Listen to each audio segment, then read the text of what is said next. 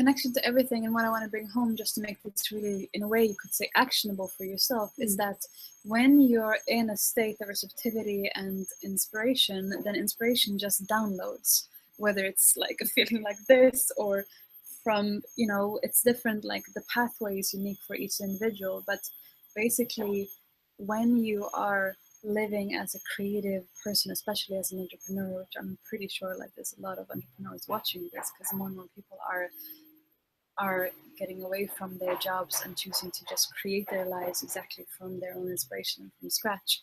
And in that, the most effortless way that, and I think I can speak for both of us here, that we've found to create, is to be in the receptive state by dancing, being in nature, showering, having conversations with inspiring people, just being in life, essentially.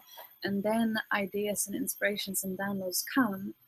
And then the time in front of the computer, it's more just like taking that inspiration and putting it into words or video or website or workshop format or coaching or a program or anything. But the genius that is downloaded is coming from simply being in life. And I think that's one of the most important things to understand also as entrepreneurs, that it's not necessarily so much about spending more time like working and trying to figure things out, but simply following the inspiration and the aliveness and being in life, and then inspiration is pretty much inevitable. Yeah. I find that there's a certain kind of person who's coming from corporate, and they're generally the ones who think that like 8 hours in front of like that it's about the time that you put.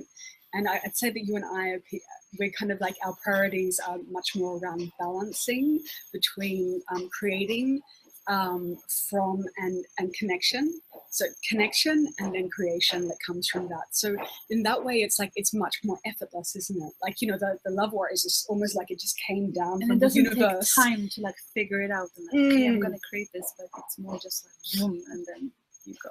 Absolutely. And the beautiful thing about it is that it's because it's connected to universal intelligence. It's like so much bigger and further beyond my desire to do something and have recognition. And so in that way you can really trust it, huh? It's just kind of like, it's coming from something so much bigger, and it's just coming through this being. And in this way it's got a very clean energy. And that's so, I find that so great, because that means that I have less fear and insecurity around it, because it's not about me. It's not about me being good enough. It's not about my offering being good enough. It's actually about serving the download that life has offered me, and remaining open enough to keep on receiving what's needed to keep on bringing that through. Sounds beautifully transgressive, I'm sure. and it is. Surrendering to what is wanting to be created and birthed. Yeah, and that is really ecstatic. Like, I mean, I really feel like, especially as women, also men as well, but like, we're here to really birth and bring through whatever life wants to bring through. Like, that for me is when I feel like, oh, I know why I'm here on the earth.